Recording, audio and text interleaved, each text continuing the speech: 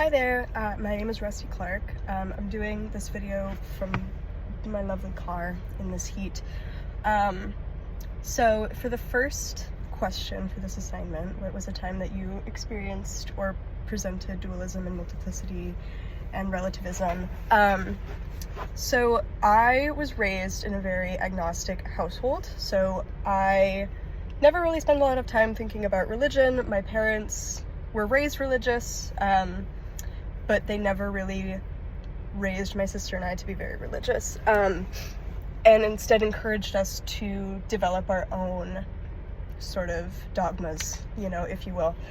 And so what this did, unfortunately for a while when I was an edgy teenager in high school, was I looked down on people who were deeply, deeply religious because I thought that I somehow had escaped being brainwashed, which again is obviously not true, but whatever. So this was my very dualistic thinking process, in that I thought there was an in-group, which was me and anyone else who was not religious, because I thought, oh, we're so much smarter, we're good, we didn't get tricked. And then there was the out-group, which was very religious and very faithful people who had been, in my mind, tricked, and they could never really, there wasn't any common ground. But then as I kind of got older, especially when I went to college, which I guess I'll talk about a little bit later, but as I got to college, I, met a ton of people who all had really different religious experiences and different levels of their own faith. And while I definitely do think there are individuals who put too much stock in their religious values, I think we can all kind of imagine or have someone in our life who's kind of like that. That's definitely not true for the whole, obviously. And so I began to see how people who were deeply religious got through hardships, and how they used their faith as a sort of crutch to get through these hard things, and how I didn't have that crutch. And it actually was harder for me to get through things, as I didn't have anything to base my faith on, besides reality. And that made it really difficult to get through hardships. And I started to realize, okay, so maybe even if I don't necessarily believe in God as a big guy in the sky, there are things that people believe in that they consider their own religion that get them through these hard things. And so that was when multiplicity started kind of peeking through, and I was like, all right, there's actually some value and truth in these different perspectives. I still very much believed that I was never going to be religious, but I also started to recognize okay, maybe it's more nuanced than I thought.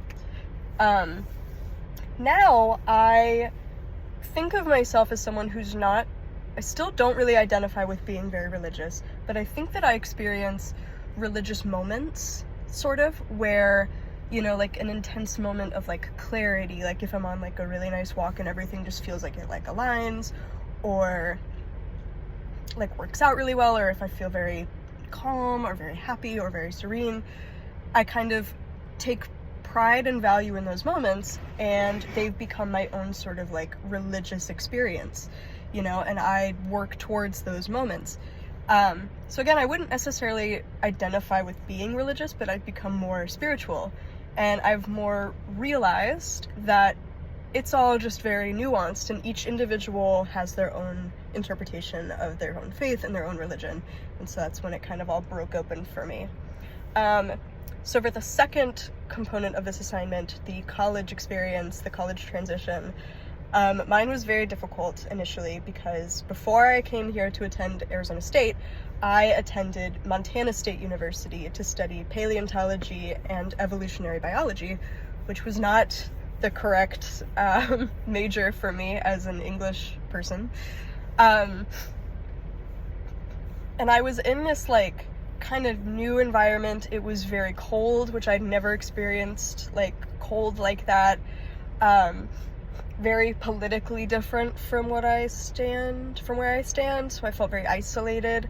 And I was with my grandparents, who I ended up having to kind of take care of, so I left home to basically go to work taking care of my family,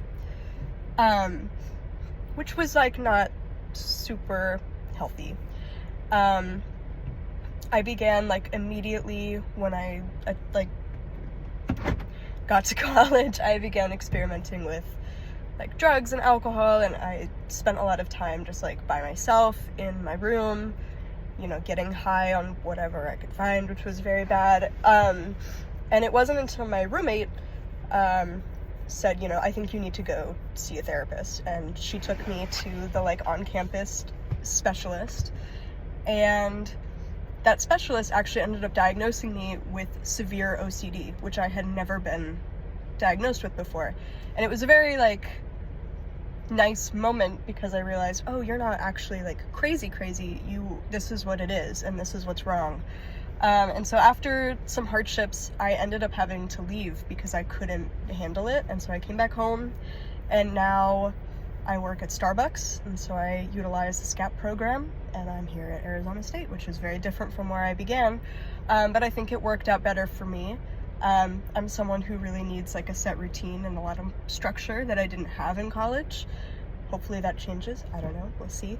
But yeah, my introduction to college was very, very different from what I thought it was going to be, and very different from how it ended up becoming. So, yeah.